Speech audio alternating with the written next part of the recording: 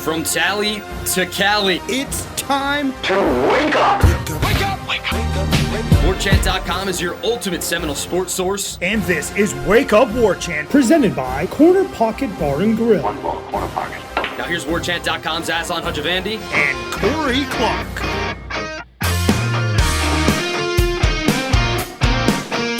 Wake up! What's up, everybody? It's Wake Up Warchant. It is presented by Corner Pocket Bar and Grill.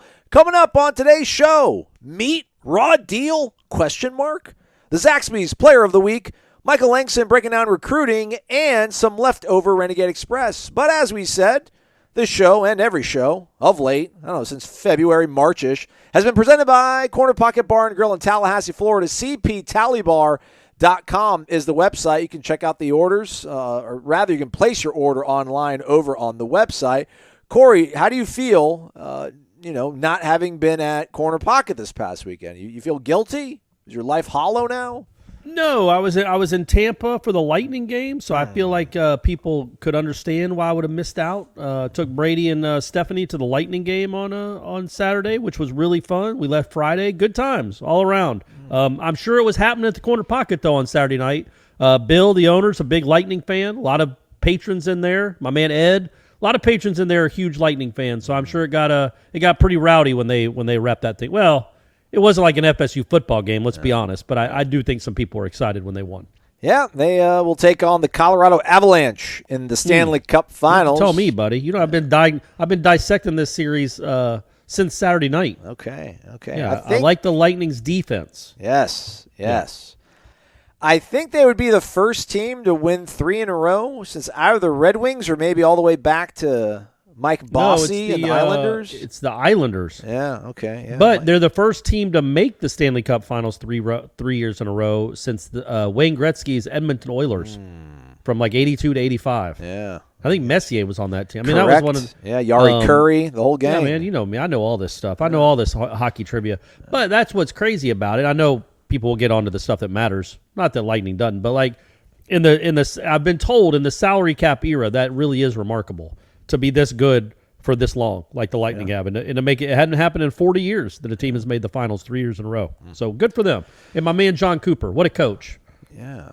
Segueing to what a coach. Link Jarrett taking Notre Dame back to Omaha for the first time in 20 years. If you remember correctly, everybody, last time they were in Omaha, they took down the number 1 team in the nation, Florida State University, in Tallahassee, en route to make it to Omaha. And they went on the road, took down number 1 Tennessee, much to the delight of everybody across the country, even SEC fans that were happy to see Tennessee go down. I don't know who else. I think Arkansas, A&M. So they're already in there, and there's some other games going on right now as we record this. But we did a live reaction. You were en route to Tampa, Corey, with Stephanie and the aforementioned Brady Clark. I think 77-54 was the record for Mike Martin Jr. over 3 seasons, 2 full seasons, and that sort of, I think it went 15-4 in 2020, the COVID year. Part of me, I feel kind of hypocritical because I'm very critical of the head coach at Florida State University that aren't meeting the standard of excellence here. Willie Taggart, Mike Norvell, and I think to a certain degree I probably was with Mike Martin Jr., but then part of me thinks like, man, wow, really? That's it? He's done? Just like that? The whole family, kaput. Feel a little bit uncomfortable about it. What do you feel? Yeah, if you would have asked me right after the UCLA game, the second one, not the first one, but the second one when they lost and their season was over, I'm like, there's no – and I wrote as much. I wrote like, man, I'm not going to write this column saying that Mike Martin Jr. needs to be fired because that's not happening. So let's get our minds away from that. But that week, you just heard all of this like about this kind of turmoil. And as I wrote in the column, that I wrote on Friday, that probably is still on Warchant somewhere. Go find it, guys. We had a lot of recruiting news this weekend. A lot of recruiting news. A lot of big campers and big camp in town. But I think it's in there somewhere still. But the point was like what he did these 2 seasons, in my opinion. I might be wrong because it was ugly. Even when they won, it was kind of ugly, and when they lost, it was really ugly. But if you just look at the record, like you said, 77-54 in like 2 1/3 seasons, that in itself, in my opinion, even at Florida State, isn't enough to warrant a firing. He kept making the tournament. I mean, he made the yeah, tournament, but again, we know the standard is different than Yeah. that. Like if he'd have made the tournament next year as an last four in again, you're like, okay, does the conversation need to be had? Because that does happen. Even you do become a victim of the program's success, and just getting in the tournament isn't enough. But that record wasn't, as I wrote, it wasn't a cataclysmic. It wasn't crashing into a mountain. It wasn't embarrassing. It was, and I mean embarrassing, like 15-40, embarrassing, or missing the tournament, embarrassing. They did make it, which to me, there's probably two things at play. Maybe, and I don't know this for sure, maybe you're thinking, this is our best chance to go get someone else right now, somebody that stays in South Bend, Indiana, and is going to be a very hot commodity. And we can wait around a year and then get rid or decide to go a different way with Mike Martin Jr. if it doesn't turn around. But then Link Jarrett might be at, I don't know, Clemson, USC, name a school. Like, who knows? So that's one thing that might have been in play. Like maybe, they maybe found out that Link would be okay coming back if the job was open. I'm not saying that happened. In fact, it might not have happened. There you go. I'm really taking a stand there by saying it might not have happened. But real quick, too, though, not to knock you off your peg here, him going to Omaha, is that a good or bad thing for us? Let's touch that. I'll touch on that in a second. Okay. So the next thing I was going to say is when Michael Alford, who is a baseball guy, like he played college baseball, he knows the sport, and he played at Mississippi State, like another power program. If he's talking to people around the program, this isn't something I just can't imagine. I don't think Michael Alford looked at the record, even though he was in Auburn, was there for 21-7. I don't think he looks at the record and says, nope, that's it. We can't win with this guy. I think it's the record alongside maybe things he was hearing from inside the program or people near the program about, communication skills, players wanting to leave. All of these things that happen, and they'll happen on, you hear that all the time, Aslan, you can vouch for that. Like even when teams are going kind of well, you'll always hear whispers that this guy or that guy wants to transfer. I remember hearing that Dalvin Cook was going to transfer after he didn't play in the Oklahoma State game as a freshman. You hear that stuff all the time, but there was probably a lot more substance to this because I don't think many guys on that team were happy. They didn't play like they had any fun. But my point being, I don't think it was necessarily just the record, right? Yeah. Number one, it's the way they played, which could be abysmal to embarrassing plenty of times.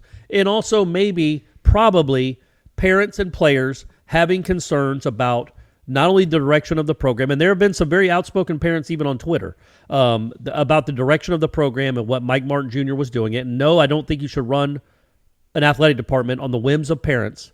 But if you hear enough, especially you baseball parents, you're all the craziest. the crazies, right? Crazies. Yeah, I'm just kidding. Absolutely. It's soccer moms and it's parents will softball fathers. Those are the two. Yeah. Those are the two.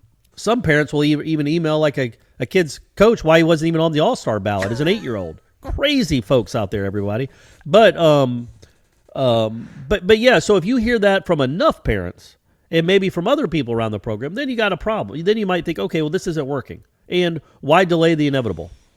This isn't working. I know he's only had 2 full seasons, but this was his 3rd year being the head coach, and this was the product. Plus, everybody seems unhappy, or most people are unhappy. Then it might be time for a change. So I don't think it was just the record necessarily, but anyway, and so you heard that the week after the UCLA game, you heard it kind of building, like, okay, who's going to jump in the portal if he's not let go? There are these kids that might be going to the portal if Mike Martin Jr. is still the head coach. Good ones. You don't want that. So, and then I think all of that mattered, and Alford surprised me. I think he surprised a lot of people. I also think, and I'm not speaking for myself at all, but I think he pleased a lot of people pulling the trigger like that so quickly, because that doesn't typically get done around here. Okay, so agreed with a lot of that. You agreed with all of it, baby. Yeah. Daddy was on a roll. You have to get Link Jarrett. I mean, if he's it would, an instant it would upgrade. really kneccap Mike Alford if he did all that, fired a legacy. Again, I know people there who aren't deserved probably a it. ton of He people deserved the in Meade's job. corner. Everybody, I know all this nepotism strikes again. Listen, at that time, and I'm wrong. Listen, I wasn't very much in favor of Mike Martin Jr. in the hiring process at first blush, but the more I learned about him, I was like, all right, I can get behind this. But if you looked at their resumes, and I know Link was a head coach, but man, Link was a head coach at UNC Wilmington. I know he got them to the Greensboro. tournament. I think Greensboro. All right, you're right. Greensboro.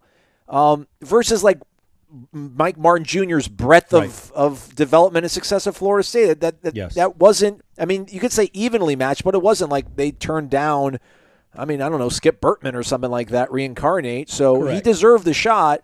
I guess the question is obviously, do you think that was enough of a shot? But you see what Link Jarrett's doing. You see what Jim Schlossenagle's doing. In year one at Texas A&M, they host their national seed. They're going to Omaha. So I guess we'll come back to Link and Mike Alford having something lined up. But how many other guys out there would you feel are going to be instant upgrades over Meat? I don't want to kick our guy while he's down, but I mean, you cannot say that Link would not be an instant upgrade over Mike Martin Jr., but who else is out there? Because listen, man, the streak matters to me, man. I want to win it all, trust me. But, man, I would hate to not land a good coach and then all of a sudden we don't even make the tournament, then like ruh-roh. I mean, I don't think there's really a chance. I mean, it's a big hire, but I don't think there's a chance you're not going to go to option, D or E. If for whatever reason Link says no, there's plenty of dudes that would walk to Tallahassee for this job. The recruiting base, the fan base, the stadium isn't great, but still it's Florida State. The prestige, the state you get to recruit out of. This is a really, really good job, like a top 10 in America job, in my opinion, top 10 to 12. And so, when you go back to Meat being hired, and I said, we had this conversation at the time, like, what's more of a sure thing? A guy that's done okay, nothing incredible at UNC Greensboro, or a guy that's been the number one assistant for a team that's been still top 15 for 20 years running. Like, it just seemed like there wasn't. Now, in hindsight, and now specifically, right now, Link Jarrett would be a great hire. It would be a fantastic hire because of what he's proven above UNC Greensboro. But he hadn't proven that at the time. So I don't really fault them for going the Mike Martin Jr. route. I really don't. In fact, if you listened to me or read anything I wrote, I too thought he deserved the job. I thought it would be better than this. I'll own that. I thought. And it just isn't. It wasn't any different than the end of his dad's tenure, and we're in year 3. So that's why I'm not going to say there's no way I'm going to say that he deserved to keep coaching. I mean, this is, again, I don't know everything that was going on, all the conversations that were had, but either way, I thought he deserved a chance at the time because there was no guarantee that a coach from a mid-major was going to do awesome. Look at the guy from Clemson, man. That dude was the talk of Alabama when he was at Troy. And he went to Clemson and failed. So it does happen. Like, there's no guarantee. There's no blueprint for any of this. But now on to Link. So I was talking, we did the Sunday Smash, Jeff and I did. Jeff Cameron, the great Jeff Cameron. Oh, big Smash lineup. Oh, are you kidding me? I had my Lightning gear on, too. I had my shirt on, Be the Thunder. I had my hat on. He was making fun of me. But yeah, so... we talked about Link Jarrett because somebody asked in the chat, like, now that he's gone to, no way Florida State can afford him now that he's gone to Omaha. Now he's taking this team to Omaha, which, number one, let's all remember something. And I brought this up on the Smash. They offered Mark Krikorian, we have on record in an email, $850,000, right? $820? Sounds It was about somewhere right. in the 800s, right? Yeah. To be the head coach of a soccer team that makes no money. So it's not like Florida State is just completely devoid of funds. If they can offer a soccer coach, albeit the best one in the country, $800,000, $850,000 to coach, they can offer a baseball coach something in the neighborhood that would make him very well paid, and something in the neighborhood of Notre Dame would offer. That's number one. Number two, it's Notre Dame. God bless them. Did you hear what Aslan said? This is their second trip to the College World Series in 21 years. This is not a regularity. Both times they had to pull off stunning upsets to do it. This is not a baseball haven. They've had some nice moments, and they've had some good players. And for all we know, he's going to go out there and win the whole thing. It's still Notre Dame. It's not a place I think you can have consistent success. Number three, I went and did this just out of curiosity. I wanted to see what kind of crowds Link is used to coaching in front of in South Bend, Indiana. They played Virginia Tech sometime in early March, maybe mid-March. Did they make it? Did they beat Oklahoma or did they lose? No, they lost. They got crushed on Sunday. Come on, ACC. Yeah. So anyway, again, at this time, it's Notre Dame, Virginia Tech. It's two top 15-ish programs playing each other. South Bend, Friday. 300 people were there. 300 people is the attendance. Ooh. So, and I was like, well, then I looked and I saw the next 2 games were canceled because of weather. And I'm like, okay, if it was 9 degrees and it was misting, I can understand not going to watch a baseball game in the middle of March if you're in Indiana. But number one, that's one of the downsides of living in Indiana, right, folks? Come on. Link's a Tallahassee kid. But also then I went and looked up 2 weeks later. They played Clemson at home. Another kind of big name. First game, 300 fans. Next game, 830 fans. It's Saturday night, had 830 fans, which for all I know is the biggest crowd they had of the year at South Bend. I don't even know how many they can seat there. It is my point being, this is not a university that's ever really been committed to baseball, and it's certainly not a fan base that's committed to baseball, and it hurts because the weather's so bad. Juxtapose that with Florida State and all the advantages you get at Florida State. So people might ask, why would he leave Notre Dame? He just got them to Omaha. And they're going to offer him money. They will. But what point would it make for Notre Dame to offer a dude like, I don't know, $2 or $3 million when they get 300 people to their games? And this was a good team. This was not an out-of-nowhere team. We knew this team was good all season. So that's another thing to think about. Then I got this last one, Aslan. And I know I'm trying to talk everybody, or me, probably myself more than anything, into it when people wonder why would he come to Florida State when he's taking this team to Omaha. So I went and looked up their lineup. The lineup that they used in Game 1 and Game 3 against Tennessee, the 2 games they won, along with their pitching. And I'm going to read to you the lineup, going down the lineup, in the years, the classifications that these guys are. Are you ready for me? Absolutely. All right. Let me get it. All right, here we go. So we're going to lead off with Ryan Cole, and this is the only name I'm going to read. But Ryan Cole, grad student. Next guy, sophomore. 3-hitter, junior. Then you go senior, grad student, senior, grad student, senior, grad student. That's the lineup. Good digging, Corey. The 2 pitchers that he used, grad student, senior, sophomore, freshman, junior. So out of the 5 arms they used in the games they won, the first guy that started on Friday night, grad student. The next guy that came in that game, senior. Guy that started on Sunday was a sophomore. They used a freshman. They also used a junior. They also used the senior again. My point being, I'm counting them up right now. 1, 2, 3. Out of the top 12 players on the team, you'd say, top 13, we have 5 grad students, 5 seniors, and a draft-eligible junior. So if you're ever going to get a team to the mountaintop, and getting to Omaha is certainly the mountaintop for Notre Dame, you get that team there. He is not leaving a roster full of young guys that came to play for Link Jarrett. Don't leave us, coach. You told us you had this vision. None of these guys, the 11 of the top 13 guys on that roster, will not be there next year.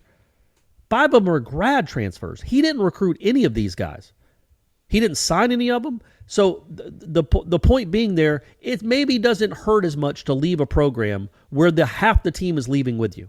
All the guys that matter that play for this team and have gotten them to Omaha, that went up there and beat Tennessee 2 out of 3, that came to Florida State and swept them, they're all leaving. They're done.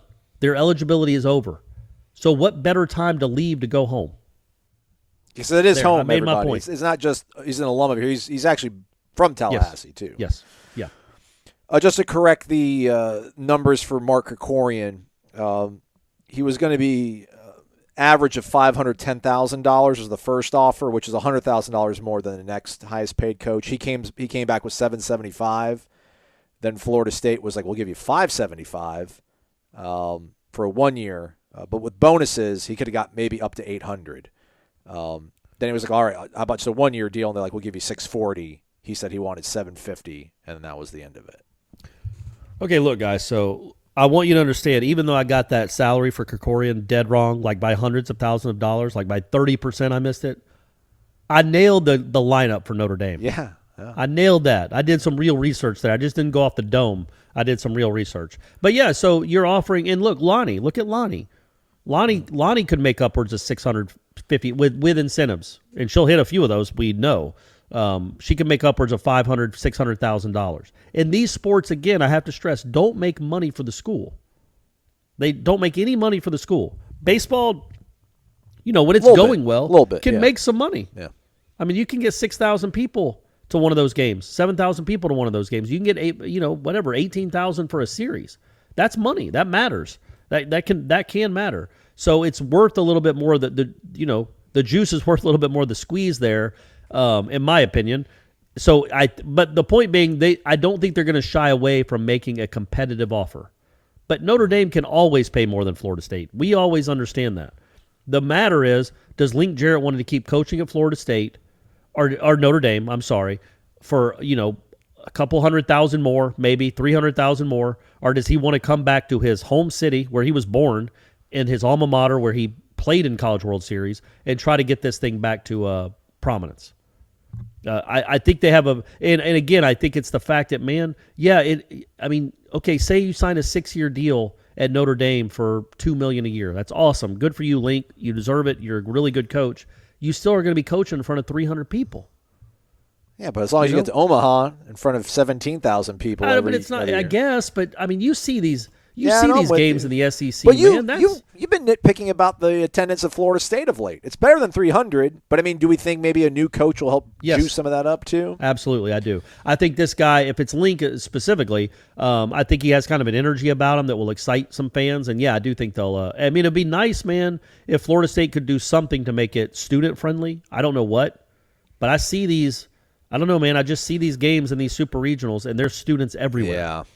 And I don't quite understand why that doesn't translate to Florida State. But I can tell you where students never are, and that's Notre Dame baseball games. So if he might want to keep that in mind. So yeah, man, it's really interesting. Like we talked about this last week before even Meat was fired. Like who's out there that could be like who are Florida State fans wanting? And then now this has happened. The guy got fired, and then the guy Florida State fans want just got his team to Omaha by pulling off one of the stunning upsets of. Although it shouldn't have been that stunning. Like Notre Dame was really good this year. It was crazy they didn't host. But they went on the road. Just think about that, Aslan. Florida State couldn't win on the road at all the whole season. Yeah. 8-17 overall away from home, and like whatever that was, I think they won 6 games as an actual road team all season when they were playing, not neutral but a road environment. Meanwhile, this guy takes his team, wins the Georgia Southern Regional, which those people were just insane for that tournament. I'm sure that regional down there, and then goes to the most bonkers stadium in the country. Like, and I'm talking about the most bonker players. The most bonker players. That's for sure. It's unbelievable, man. That environment and the way those players react to it. It's nuts. I remember the days. Remember the days in college baseball where somebody hit a home run and he just kind of jogged back to the dugout and fist bump his teammates in the dugout. Yeah. Nope. Now the whole team is out there to dogpile them. Yeah. And they're hip thrusting. Yeah. So it's just crazy. In Tennessee, as you said, we're eminently unlikable. But yeah, so that's why I think Florida State has a real chance. Not the alma mater, sure. That plays a huge part of it. The kid being from Tallahassee, I say kid, he's older than I am. He's from Tallahassee. He wanted the job already. He's proven he's earned the job. And as good as his team was this year, they were drawing less than 1,000 to most of their games. And almost every contributing member of that team will not be on the team next year. So they can all go out in a blaze of glory together in Omaha. If some other dude had gotten the job instead of Meat and then had this record, what do you think Meat would have said? Do you think he deserved to get fired? I mean, I don't think Meat can look in the mirror. Yes, I think of Meat, especially if you look at the trend, not just the record, but the trend of where it was when he took over to where it is now. Yeah. I think Meat would have been like, if Meat was self-assessing himself, which I'm sure he's doing plenty of now, he would say, we didn't show any appearance of getting better. We treaded water, and we're terrible in the tournament. The games that actually matter went 2-4 in those. One in embarrassing fashion, and then and then what was going to be the hope for next year? The portal, which again is a great hope. Well, cling to it, but it wasn't going to be these up and coming pitchers that you've developed because it didn't look like any of them were developing. And the hitters, you had 2 really good ones, but there's 9 spots in a lineup. So, last thing, I definitely think don't you think that if somebody else had done this kind of job and it was just teetering and being a 3 seed, that he would have been like, that guy's not getting it done. Yeah. Or he might have been like, no, he deserves 1 more year or 2 more years to try to turn around. I don't know. Well, that's part of it too. It was just an untenable position. I mean, it's not fair, but like in hindsight, I think if he makes it to a super, he's fine. But how do you coach on a 1-year contract? How could you give him an extension? It was just, I don't know. I mean, I'd love to be able to have a couple beers with Michael Alford and like get to the brass tacks of that, because I wonder how that calculus ended up working out. Because I mean, was Meat okay with like, hey, we're not going to renew your contract? I was like, all right, well, screw that then. Like, if you're not, would you be surprised? And again, I don't know this at all, but would you be surprised if he's like, look, you're going to have to coach this out. We're going to see what you do next year, but I'm not extending you. And then Meat's like, well, screw you, then I quit. Like, I can't coach like this. Yeah, I wouldn't be stunned by. I don't think that's what happened, but I wouldn't be stunned by that, because it wasn't tenable. Like we talked about, you could give him a year, but what would have been crazy is if I was offered, and again, if this is just on the field, if Meat was getting along great with the players, the parents loved him, they were still struggling like this, I would still have gone to him and been like, man, I will give you one more year. I'll extend your contract by a year, but we're not announcing it because I don't want the blowback of giving you a contract extension. So that's why you talk about untenable. Question, Corey. Anything to triangulate about how Michael Alford might assess Mike Norvell based on how he assessed Mike Martin Jr.? They're so different, right? But I talked about this on the Smash too, folks. You should still listen to this. Don't just go watch the Smash. Listen to both. I try not to repeat myself. This is fresher. This is fresher. This is much fresher. Yeah, I've had a few more hours. That I think there were a lot of Florida State fans that were surprised by it, but like I said, I think they were pleasantly surprised by it. Like, oh, okay, this guy's not screwing around. He doesn't like somebody, he just gets rid of them. Like, I think that because Florida State fans really aren't used to that, so I don't know that you can extrapolate or make a bold prediction on if Norvell goes 6-6 if he's done, because it's such a different job and it was such a different rebuild. It's a lot easier to rebuild a baseball team than it is a football program. But yeah, I mean, I think that was an interesting day for Michael Alford. And I think he got a lot of fans, and I'm not saying that's the right way to be, because again, I was friendly with Meat. I probably would call us friends, and I was sad on Friday.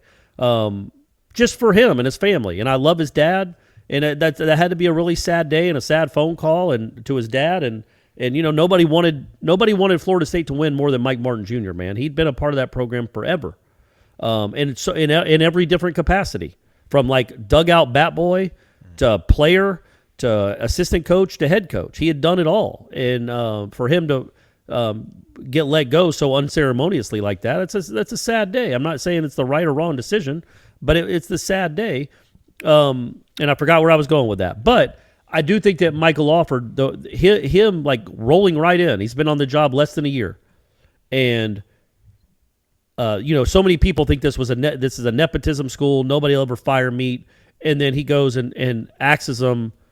What is it? First full year on the job, right? Michael Alford, yeah. I mean, that says something, because that's a legacy, man. That's a Martin. He didn't fire Mike Smith or Mike Jones. He fired Mike Martin Jr. After 2 years. That to me, I mean, at least it should show all the other coaches and the fans, all right, man, I better produce. This guy means business. Norvell, though, again, I don't think that means that if Norvell goes 7-5 ish, gets to a bowl, that Alford's gonna be like, that's not good enough. If he limps into the postseason like Mike Martin Jr. did, I don't think that necessarily means Alford's like, okay, we're done, because it's so much harder to start over in football, and a lot more zeros. Yes, exactly right. I mean, the only thing I want to touch on before we get to the rest of the show, I tweeted about it, but it would have been amazing to see Mike Martin Jr. win the College World Series with his son in the lineup and his dad watching.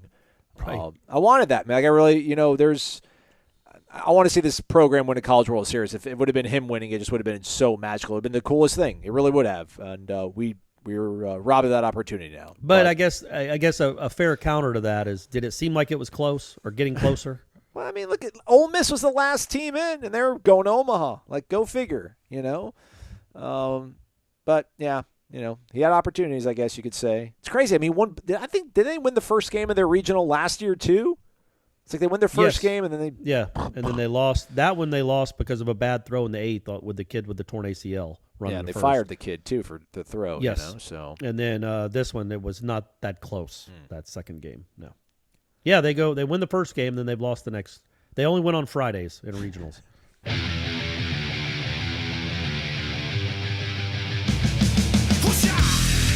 The clutch shots, the biggest hits. It's time for the Zaxby's Indescribably Good Player of the Week. You heard the man. It's time for the Zaxby's Indescribably Good Player of the Week. Shout out to Zaxby's Kickin' Chicken Sandwich. Saturday's dinner. Delicious. Love it, man. Keep going back to it. I know there's something about, I love the toast, but when you actually use the toast as a sandwich, I don't know. It's amazing. It's amazing. Almost as amazing as my guy, Jeremiah Davis. He is my Zaxby's Indescribably Good Player of the Week. Jumped 8 meters. That's 26 feet 3 inches. So basically, you hand him the ball in the I formation. He'll run. He'll get to the line of scrimmage, and he'll just jump. He'll leap and pretty much get you a first down. That's incredible. However, our guy finished second place on a technicality. He tied. The guy who won also jumped 8 meters. But the way they do the tiebreaker, as we mentioned last week, is whoever had the best second jump instead of doing a jump off. So Jeremiah got robbed. But he's still a champion in my eyes. Jeremiah Davis, my Zaxby's Indescribably Good Player of the Week, Corey. And you know where I'm going. We should rename this award in his honor. But our man Trey Cunningham, who we had on the show, we did not jinx him. No Clark Jinx. We didn't jinx him like we did Lonnie before the regional. He powered through it and ran a PR 13 flat, which was the third fastest time in college track history. The record was 12:98, which was he was trying to break. Didn't quite get there, but still won the national championship in the 110-meter hurdles, 13 seconds. And, man, I'm going to be honest with you, about halfway through that race, I started shaking my head, and I was legitimately nervous. Oh, no, man. Don't, man. No, don't. Because the LSU kid was running a great race. And the LSU kid was still in the lead at, like, the 7th hurdle, which, you know, we've watched these Trey Cunningham races. He's usually already wiping himself down with a towel when the other guys are crossing the finish line. This wasn't that. So it was a really cool race. It was a really neat way. It almost kind of reminded me of, I know it's a completely weird comparison to make, the Florida State-Auburn national championship game. It was cool to see Florida State have to come from behind and win on that stage, as opposed to just blowing them out like they blew everybody else out. They were legitimately challenged in the fourth quarter, or the whole game, really. Trey Cunningham was legitimately challenged that 7th and 8th hurdle, Aslan. I think there's 8 hurdles up there, right? There's probably 9 or 10. I don't know. Who's got that kind of time? But my man still won it 13 flat and is well on his way to he'll be in the U.S. trials. I'm sure we'll be talking about him again. He'll be in the U.S. trials coming up in a few weeks back out in Eugene, Oregon. But that was really awesome to see. I was legitimately excited. And Stephanie was at the hotel bar, and she let out a big yell when he won. Jeremiah Davis and our guy, Trey Cunningham, Zaxby's Indescribably Good Players of the Week. Speaking of which, you need good players to win football games. And I see my man Michael Langston is sitting there, and he can tell us about the ones that have been here at camps, who's coming, who's going, what's going on. Michael Langston, how the hell are you, brother? I'm good, man. Long week, long day, and certainly a lot of stuff going on. At Florida State this week, I think people saw this morning, Antavius Woody is cleared. He's going to be at FSU on Monday. He's the offensive lineman. He's the remaining guy in the 2022 class, so he's going to be there Monday. So adding that is important. I was told that don't be surprised if he ends up on the defensive line. Somebody told me that today because he's really good on the defensive line. He was actually the MVP at the Atlanta regional camp that I went to, so I was told by somebody today. So don't be surprised if they start him over on the defensive line, especially with the class that they brought in on the offensive line. So that could be something to kind of watch. And then they had 6 official visitors on campus, 2 quarterbacks. Brock Glenn was one of them. The other quarter is Ricky Collins. He's committed to Purdue. I just dropped a big nugget on the board as far as a recruiting wrap about all these guys. You have wide receiver Shelton Sampson, a top 100 type of receiver. You also had I I'm going to screw up his name. Defensive tackle Yami. I want to say Tafas is how you say his last name, but he was on campus. He actually visited 3 schools in a row, and FSU was the last official visit. And when I tell you guys, you need to go to Warchant and look at the picture of this guy. He looks like a college player already right now. And things. So I think there's a couple of them that FSU looks good for. They also were hosting David, who's a transfer from Oregon. I think things are trending in a positive direction for that guy as well, along with Tafas, who I just covered. So a lot of positivity as far as how the recruiting weekend has gone. People can read all the stuff on there, but I think it was a very good weekend based on the returns I'm getting early on from these official visits. I want to ask you about the guys at the camp and who was here and all that good stuff, but go ahead and let me bring you down for the night. Destin Hill, is he going to play football for Florida State? Yeah. You know, I was kind of saving that for later tonight. I was told that by somebody as an FSU source that said, I will text you on the date of he's coming. So that's more than what I usually get. So, you know, something could be, it's supposed to happen in the summer in this June. So I can't give you a definitive answer. Jeff, trust me, I'm going through this selfish of hell listening to people ask me about Destin Hill over and over and over. But that's Michael. that's, Have you ever talked to Destin Hill? Have you met him Yes. in person? Oh, so Yeah. okay, good. All right, Yes, I wasn't sure. He's visited FSU unofficially twice. Okay, and you saw him in person, like you Yes, met him. it was an interview in person, Corey. Nice, man. Okay, all right, good. Man. He is Good. alive. He is Okay, not. great. He is not Monte Teo's girlfriend. I mean, he's real. Like, Hey, he's a with real those person. official visitors, you said there were 6 of them. Are they mostly 2023? Or some of them 24?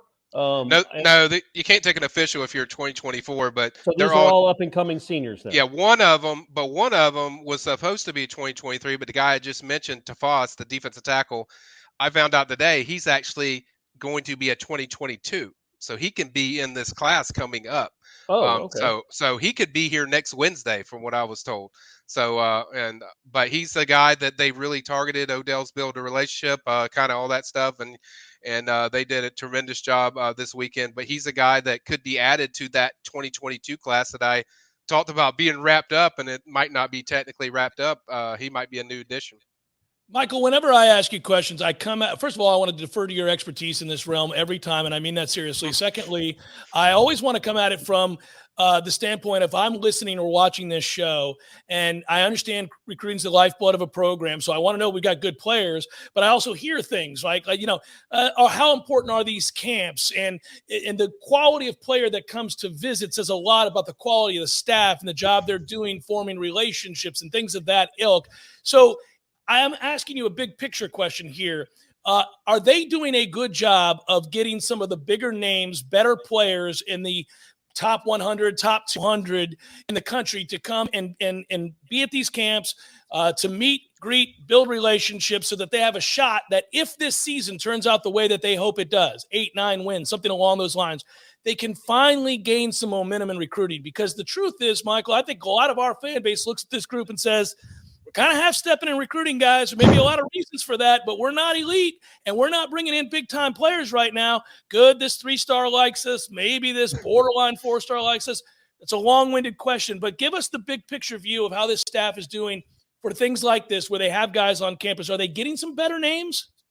Okay, the big picture is in the spring, out of this world. They elite dudes everywhere. I can't say that they've done that for camps. We've seen some of these official visitors. I've mentioned Shelton Sampson. Everyone wants him. Bama LSU wants him. I mean, this is a guy that everyone wants. Brock Glenn is a guy that people want, quarterback. Ricky Collins is almost a Rivals 100 kid. So the official visits, yes. Are the camps guys? They're getting guys at these summer camps that to the level what FSU should be? No, it's not there yet. But did they get these guys on campus in the spring? Yes, they're getting them there, but bottom line is it's as simple as it gets. A lot of these kids want to see the product.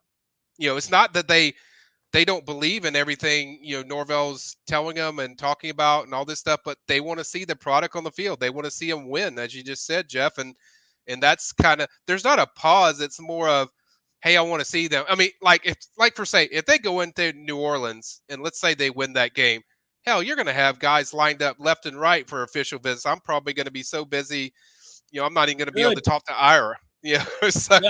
But I think it's really just a thing where recruits want to see the product. And I don't think it's a detriment on what we've seen so far with the summer camps. There's been some guys that are pretty good. Now, it's not to the level I think it should be, but I think it should be better. But I understand why kids are pausing to see what the product is before they race to Tallahassee and check out this program. Michael, what else is left to do? How many more camps do they have this summer? It seems like literally it's every weekend. There's a big man camp, or there's this camp or that camp. Is there another one this week coming up? Are there 4 more in the in the summer? Like, what's the schedule like until fall practice actually begins? Okay, so June was their big camp season. So for those that missed it, June 4th was their elite camp. That's where they brought all the targets. So they're really after. They came to that, yada, yada. We did all kinds of stuff and breakdown. Then they had the mega camp, which, most of us were at, which is mainly for helping recruits and building connection with high school coaches and helping other programs. There's a few kids, but not much. And then now we're into the individual camps. Today, Corey, was the first day of the individual camp. They have an individual camp on the 17th and an individual camp on the 18th. And then they have their really big lineman camp. That's on the 15th. Probably going to be over 50 schools at that event. So those are kind of their big events coming up. After the month of June, they'll be done. There won't be any more camps after June. So, yeah, they're trying to get as many evaluations in of these kids and trying to give kids opportunities to come kind of check out the way these coaches coach, the way they are, what the offense, what the defense, what kind of things they run as far as inside the defense, and just got a feel for kind of the program. That's why they wanted to do it in the month of June. And so that's kind of the wrap of June. I think June's kind of their big month.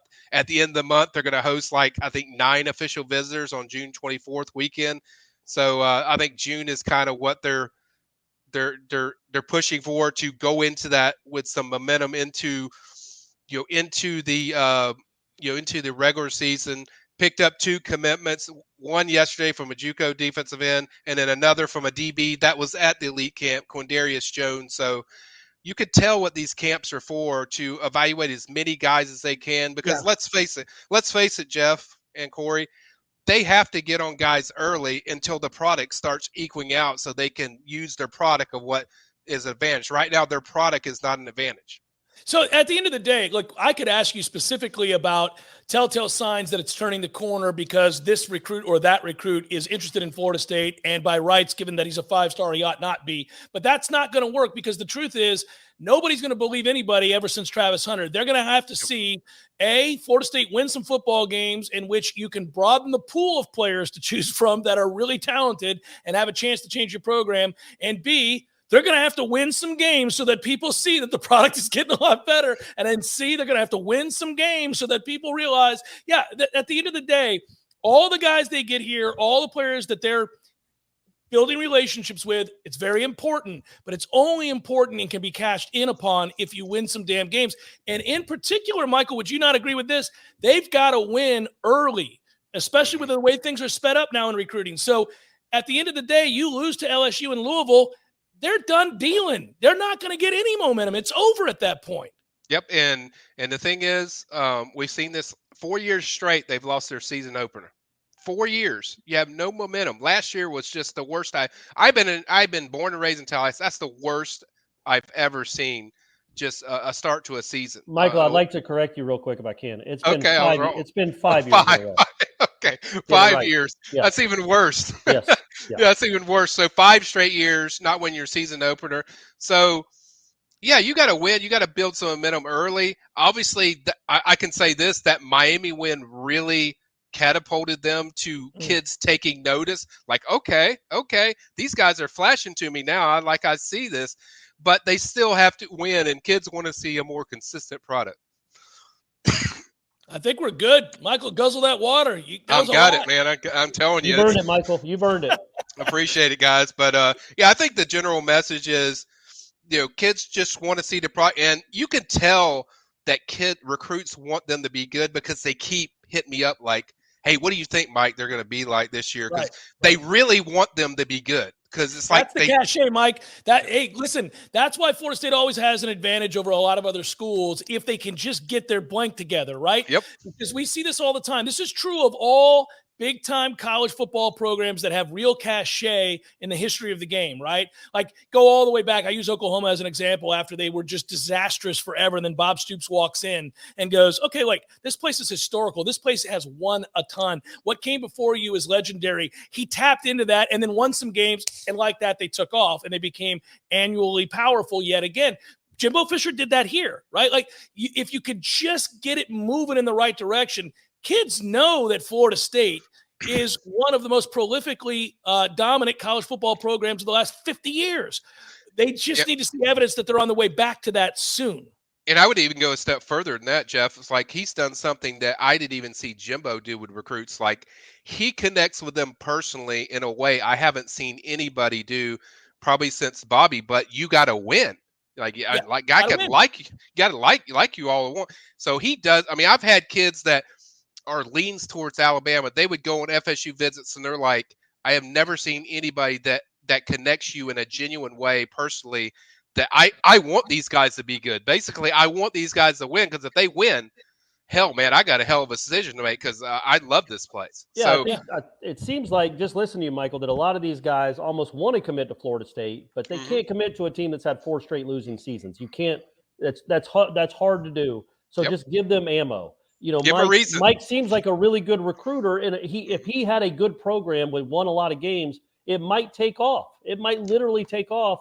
But go win some damn games and score some touchdowns, man. Figure out a way to score some touchdowns. You got to win, and I'm around these guys a lot, so I see these coaches. I can tell you this, like these dudes understand what's in front of them. They understand, like, hey, we got to win. Like we have to win now. So it wasn't like the previous staff where they were kind of like they were worried about all kinds of silly things that weren't like W stuff. These guys understand, like that's just why they're putting the roster in. That's why they're getting 9 transfers every year.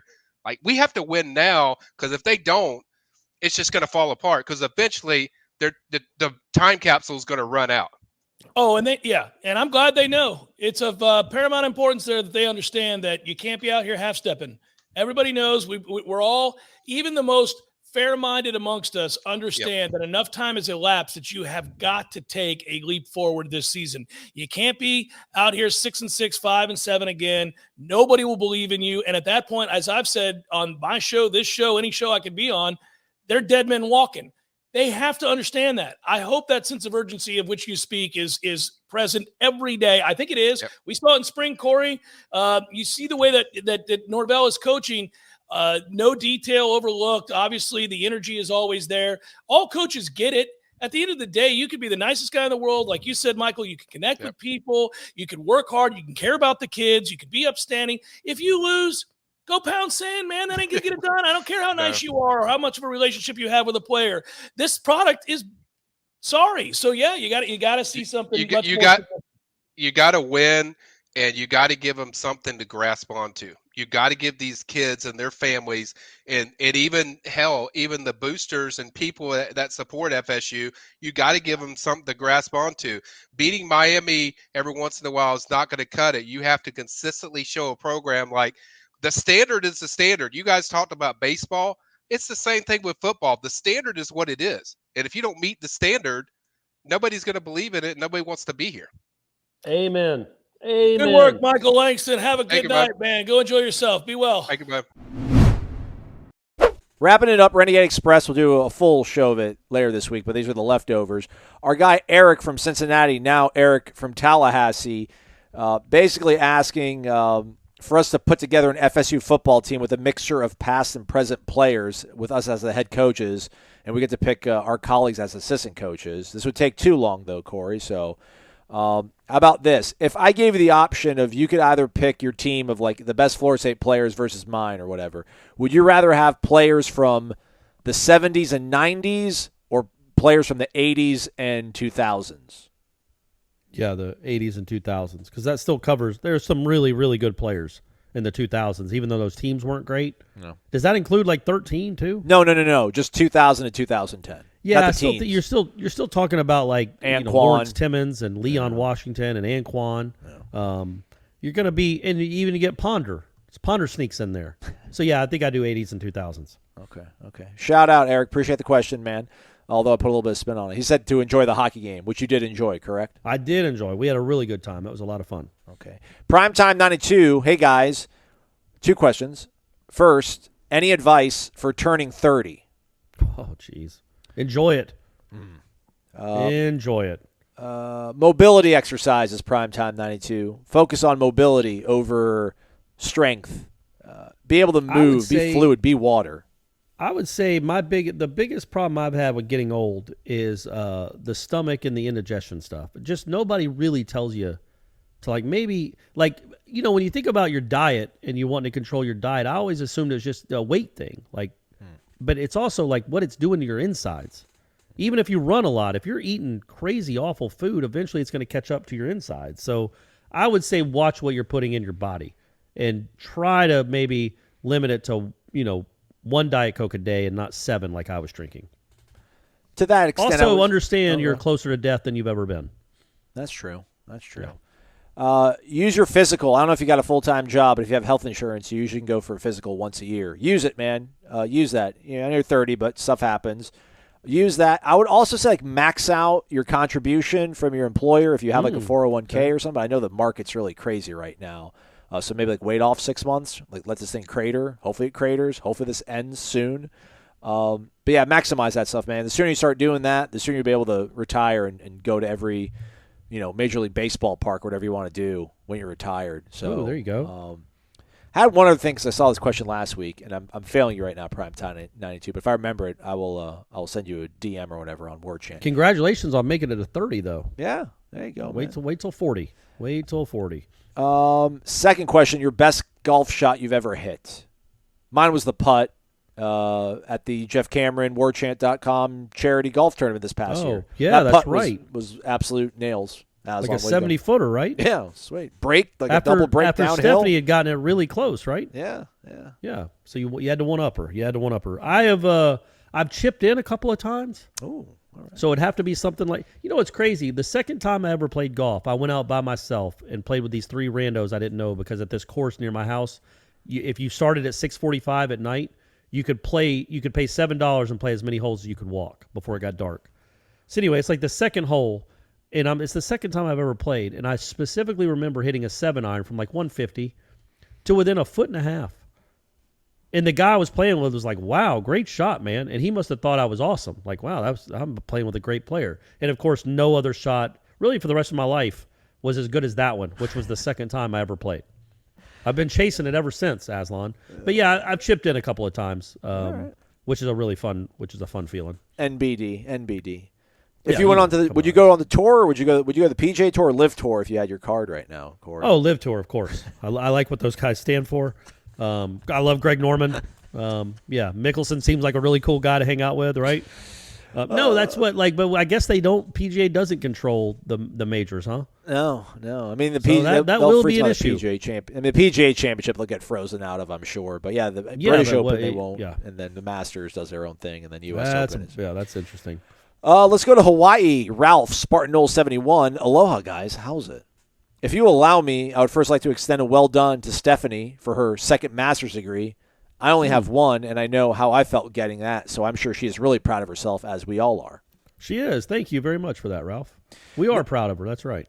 Now on to the show. Do you think that having Ohio State head football coach Ryan Day come out and say he needs $13 million American dollars for NIL just for this year, the NCAA or the ADs will get some fire in their bottoms and get this under control, or do you feel the system is powerless against the athletes and their quote-unquote advisors?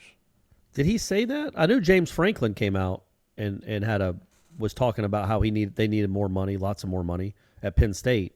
I didn't know Ryan Day said that about Ohio State. I saw a thread on the Warchant.com Tribal Council. I did not click on it, but I will look at it. Well, that's right half now. The battle. You saw it at least. Yeah, something.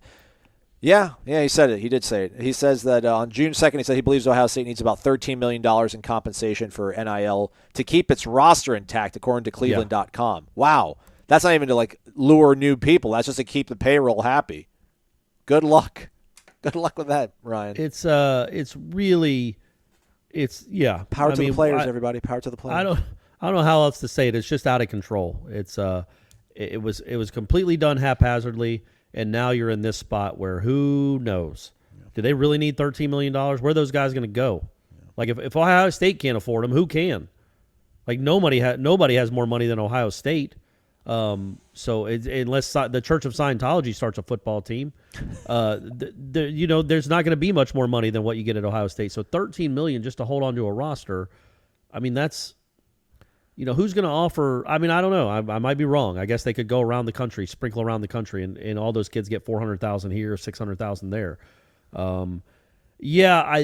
I know they definitely want something done. But what is that mechanism? Who does it? Who leads it? How does it get done? How does it get policed? All of that. It's just none of that is even remotely close to happening. Yeah. So I don't know. But, hey, man, if some of those guys want to come to Florida State, good on them. And not to pile on guys and girls or women and men. But, I mean, Corey and I, we've talked to people that have even been like, yeah, recruits, when they show up to campus, like they're pretty much like, so what's up with the NIL here? Like, so it's a thing, man. It's, they're not going to say anything on the record. They'll be like, oh, no, I'm not worried about it. But when it comes down to it, everybody. Yeah, but the good point about this question is this isn't about recruiting. This is an actual about the kids on your team already. Yeah, keeping them and happy. How to keep them. So you're talking about, I don't know, I can't do the quick math. Is that $250,000 a kid? Like a starter? Like the two deep? So if the two deep's 44 players, roughly, you're not going to pay a third string guard. I mean, that's close to $250,000 each player. I mean, wow. I mean, I don't know what the league minimum in the NFL, but the NFL also only has 53 players on a roster, not 85. So, you're talking about, spreading out a lot of money. So, I don't know, man. That seems – look, coaches, how about taking a pay cut? How about that? Ever think about that, Ryan Day? What's Ryan Day make? $7 million a year? $8 million a year? At least. Yeah, he makes $7.5 million a year, and he's upset because his right guard wants $300,000. I mean, this is the profession you chose, buddy, and your profession has decided to pay you guys like kings, and now the other players want to be paid. The people that actually go score the touchdowns want to be paid too. So there's only a finite amount of resources, you would think. So some of the money going to coaches might be funneled other places. All right, this is the last one, I think. If I missed your question, I do apologize. Let us know. Also, by the way, some guy, Hey-Z, so I don't know if it's Hayes or Hazy, was asking about how to submit questions for the Renegade Express. Look for the thread on Tuesday or Wednesday, and then usually post at the top, right? Yeah. It's usually pinned to the top of the Tribal Council. Pin it to the top. Our guy, Derek, an Omega man, XDQ004. Wake up! Good morning, gentlemen. Saw this question posted on social media. What is the best run, catch, pass, and hit in Florida State history? Here are mine. Derek's best run, Greg Jones on North Carolina. Okay. Best catch, correct answer, Peter Warwick versus Virginia Tech in the national title game. Best pass, Ricks to Sam. And best hit, Shade Tree versus the PU? The Miami guy? Yeah, I don't know who that was. Gerald Jones, I think, was his name. Okay. Yeah. Support the sponsors and go Noles. All right. The catch, that's got to be the best catch.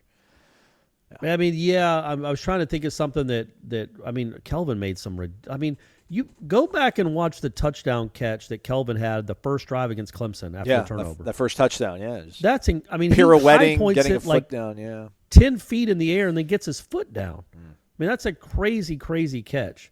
But Peter Warwick, being able to catch that ball that was deflected twice in the moment, the stage. But, both of those are fine answers. Peter Warwick's probably the right answer.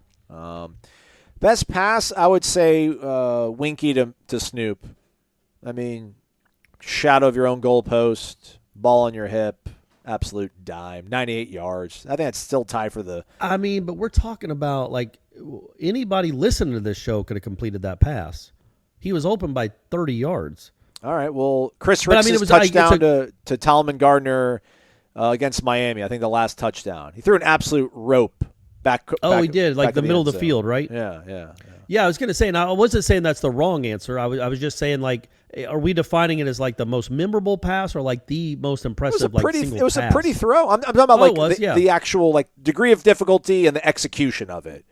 That's what I'm talking about. I mean, it was a beautiful pass. It was in stride, everything, all that stuff that you want. But Jordan Travis threw an in stride throw to Ja'Kai Douglas against Notre Dame, so that could that's right. Too, so. The throw to Parchment Funkadelic was a good throw. EJ, I'm sure, had some really good throws. Ponder had a bunch. The one Ponder threw to Rod Owens against Carolina. That was a 98-yarder too, I think. The Thursday night game in 2009. where the guy fell down right when Rod Owens was catching it. That was a dime, as the kids say today. Man, golly. What about run? What about run? Yeah, pass is almost impossible. And Jameis, look, I'll say this. So the one against Nevada when he was just like getting people dragged on. Was it Nevada, right? When people were just jumping on him and he's like shedding them and he just. No, that was Maryland. He did it against Maryland, and then he did it against Boston College. The Hail Mary. Oh yeah. Like the Hey Kenny, as I called it. Like that. That's crazy. Number one, that defense. That was almost as bad as Jacksonville State. Yeah. But that play, because he shrugs somebody off, he throws it 60 yards in the air. It's not like it is a Hail Mary. Kenny Shaw like runs up under it. So he leads him right to the goal line. He throws it 60 yards in the air after dumping a guy off him, and he gets drilled as he throws it. Yeah. I might say that one. And he had some like the whole Pitt game is just great throw after great throw.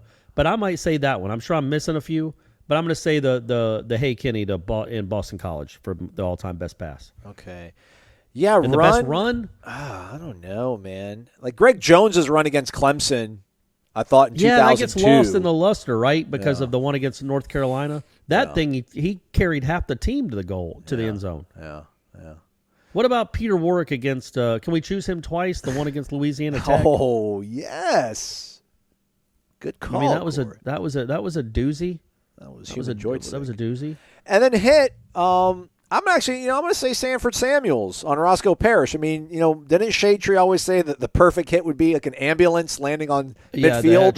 Trauma helicopter. Yeah, trauma helicopter. Yeah. So like. Yeah. Hopefully we don't make those jokes anymore 30 years later. His kid does this. He said that 30 years ago, folks, but you hope his kid doesn't say that now. Yeah. I will say that. And then honorable mention, Nick Moody shattering, I don't know, was it Demps from Florida? Demps, yeah. Jeff Demps shattering his helmet, like the visor or whatever. That was beautiful. That was a beautiful hit. What about Greg Reed in Lattimore? Yeah, that would have been a trauma helicopter. Yeah, at least to get his teeth. It was a dome, though, but yeah, if they cut a hole in there. Yeah, I guess they can't land the helicopter on the roof.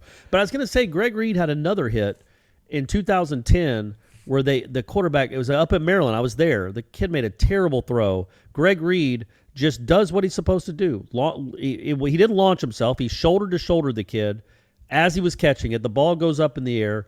I can't remember who, Mike Harris or somebody picks it off and runs it back for a touchdown. And Greg Reed got called for launching. Wow. Before they came up with the verbiage targeting, I think he was called for launching, which he didn't launch, and he also hit him in the chest. But it was called a personal foul, and the pick six didn't count. Greg Reed packed a little punch, man, for being as small a guy as he was. He was just a football player. 229. I wish I had more time to ruminate. I would have really given those more thought. Those are some. I feel like we chose some obvious ones, and I think there's some not obvious ones in there, but I just can't think of them right now. So, sorry. Didn't Timmy suplex a guy from Miami? Yeah, so sweet. The Miami guy kept blocking him after the play was over. I think it was a penalty or something. I can't remember. The play was over, and the guy kept blocking him, and Timmy got tired of it and just picked him up and body slammed him, 320 pounds, just threw him down. Yeah, that was pretty awesome. I think Stork like choke slammed a guy. Nigel Bradham's hit that did he get ejected against Miami? Same thing, Miami. He got ejected for a hit that shouldn't have wasn't a it would have ended the game because it was picked off, and also they came back on Monday and said no, it wasn't targeting. He should have been in the game. Well, it's like, oh, that's awesome. So yeah, all these hits that these hits that didn't even end up counting. Yeah. Like Greg Jones, is he kicked out? I assume he got kicked. He would have get kicked out of the game if that happened today for that hit against North Carolina. Oh, I wonder. Yeah. Probably. So, yeah, there's been a lot of great hits over the years, gang. A lot of great hits. We'll add to them. These guys, they're climbing. They'll add to it, hopefully. I think Brian Stork, the funniest one he did was the 2012 game where a Florida kid intercepts EJ for the third or fourth time or whatever and is celebrating as he runs kind of taunts the Florida State sideline, or he kind of taunts Stork, and Stork just kind of shoulders him, and he goes flying backwards. And it wasn't like a flop. It was like it was like he went to go taunt Stork, and Stork just kind of pushed him in his chest, and he flew backwards like he had been shot with a cannonball. And it wasn't a flop like trying to draw. He literally got pushed back that far. It's pretty funny. All right, well, maybe we'll kick it around at another point. It is June after all. We do this every day. Yeah, Let's relive the glory days instead of doing a best of show, because what is a best of show when you do a podcast? I don't even know.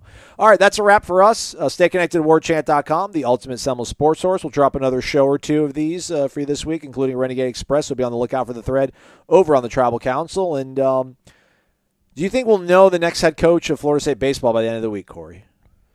No. Okay. That was a tough question. My thought is I think Link is clearly the leader in the clubhouse. That's who they want. Would it be better if they won it all? I mean, would it be better if they won it all or no? Notre Dame, win it all, and then what else do you have to do? I gave you the. I don't know that it. Oh yeah, right. He's already accomplished it. I don't know. I don't know if it'd be harder to leave right after you won a national championship or easier. Yeah. I don't know. That's a really good, because he's not like he's going to the major leagues. Right. He's going to a team in the same conference, so maybe it would be harder if they won it all for him to. But even still, I don't think an announcement is made until Notre Dame's season is over. So I would say, 0-2 barbecue. They don't even play again until this weekend. So yeah 2 weeks.